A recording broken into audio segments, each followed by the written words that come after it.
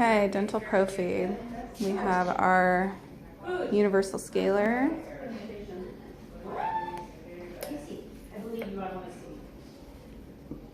We've already turned on our machine and pressurized it. This is our polisher with polishing head. These are disposable tips, so one for each patient. This is our drill if needed. And this is for water and air to dry off the teeth and to rinse off the dental paste. And our compressor. And we've already got our polisher scaler on. And then in the back we have a switch for Chlorhex rinse and water. So I can switch to the Chlorhex to rinse the teeth beforehand, and then the water for polishing and scaling. Okay, we've already set up our table. So we have a towel down for the patient. We have a size 2 endotracheal tube, which we'll measure before placing. Have some lidocaine, because it's a cat, to put on the laryngeal folds to prevent spasming. We have our laryngoscope to view the back of the throat and to get the tongue out of the way. We have a towel for the head. And then we have our dental chart ready to be filled out with the patient's name, first and last name, and the doctor's name. And then we'll just fill this out as we go along for anything that we find. And there's our key at the bottom. And we have our anesthesia machine is behind me. This is the monitoring equipment. So we'll turn it on. I already have it set to cat. We're just using the SpO2 and the EKG leads. So I'll go ahead and turn that off for now because it's not hooked up to anything. We have our EKG leads, and we have our pulse oximeter ready to be used. We'll see if the patient's going to be on fluids or not, but here's our fluid pump if we put the patient on fluids with the IV catheter. Behind me I have lubrication for the eyes. I have a guide if needed for the tube to keep the tube straight. We have our anesthesia machine. We are going to be on sevoflurane for the dental. And then I have set up the non-rebreathing system for the cat. So this is a 1 bag. I'm probably going to switch it to a half. I'll see how much the cat weighs. And I've already pressure checked it. So this is all hooked up. We have our option hooked up into the wall, and then our scavenger system hooked up as well. Over here, all of our dental tools. So these are all of the hand scalers that are in here. We have some extra syringes, extra tips for polishing our polishing paste. So we'll just put this on a tongue depressor and use it off of that. Drill bits for drilling. And down here, all the elevators and extractors. So these are all of our gingival elevators. These are extractors. And then our these are all Rugers. I don't see an actual breaker for calculus, but you can use this to break off giant chunks of calculus. And under are more elevators. And this is for pulling the gingival away from the tooth root for our gingival flaps. And then we have extra towels for the table and for the head. Extra tubes are up on the wall in case the tube size doesn't work. And then we just wear a face mask during the dental. And then we have our gloves up top, and I'll be putting a gown on for the dental cleaning. And then over here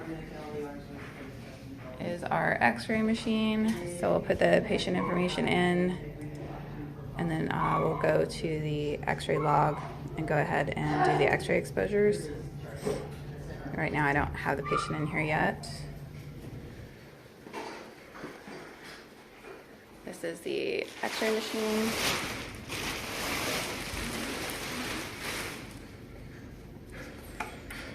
So just a portable x-ray. And for this one, there is a oh, I have to plug it in, but there's an on switch on the bottom. And then we'll just set it to cat. And then for cat, it does have a setting for upper or lower jaw. So depending on what we're doing, you don't select the tooth. And then you just click the exposure when ready to expose. But we'll move outside of the room to do that. Okay. Smokey's radiograph. So you click on this to add a new patient. Last name's Pufa, or domestic long hair. Go down feline, patient ID, doctor's name, first name, and the date of birth. And then we are female.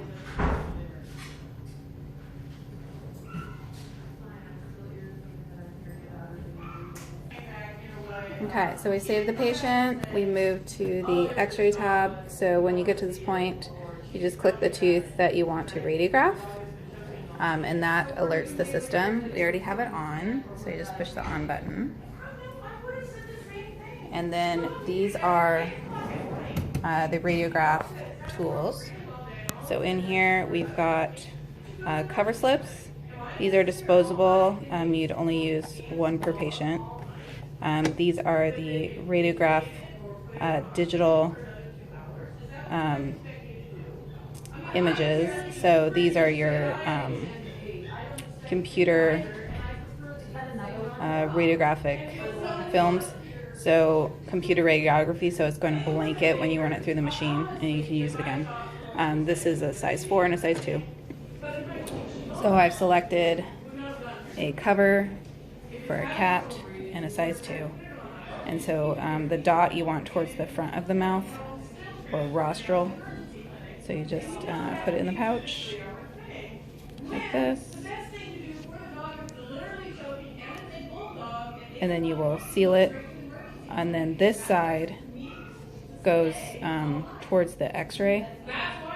So if the tooth is behind this, and then the x-ray is going to shoot through like this. So this is the part that you need to expose. So this part has to be away from the x-ray, so pointing away from the x-ray beam. So this is the part that you're actually exposing. And then when you are done, you open the pouch and you push this into the machine, and then it reads the radiograph and shows up on your computer screen. Okay, so we have our x-ray machine plugged in and we have it selected to cat upper. And then we just hit the exposure button and ready to expose. This is the arm of the x-ray machine. So you position it at a dissecting angle or transecting angle to the tooth root so that you get the best exposure. And then we do have guides for how to position for each type of exposure. So we'll be using this as our positioning guide. We've got a gown for wearing during the dental procedure. This is not sterile. This is just to keep me from getting wet and getting the bacteria from the mouth onto my clothes. The switch down here switches between water and the Chlorhex flush. And then you can also push this button to get a flush of Chlorhex into your handpiece. So when I start, I'm going to do a quick rinse of the mouth with the Chlorhex to lower the bacterial burden, and then switch back to the water and then do a final rinse of the Chlorhex. All right, these are the dental hand tools. We have a mirror for looking into the back of the mouth. We have a scaler. This one is a curette scaler.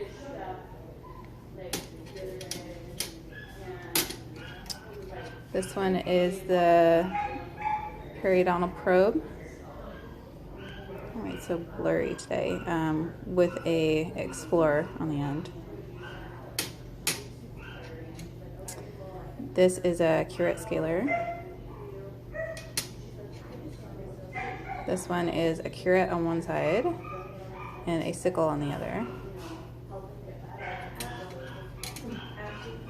This one is a curette scaler on both ends. Just having a hard time focusing. But it says it's got a PCD 24%, and I look at that letter. Okay, so to use a curette, you want to use the curved side to scrape along the side of the tooth.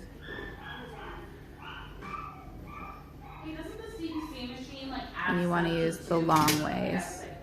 You don't want to stab. You want to use it long ways. With the sickle scaler,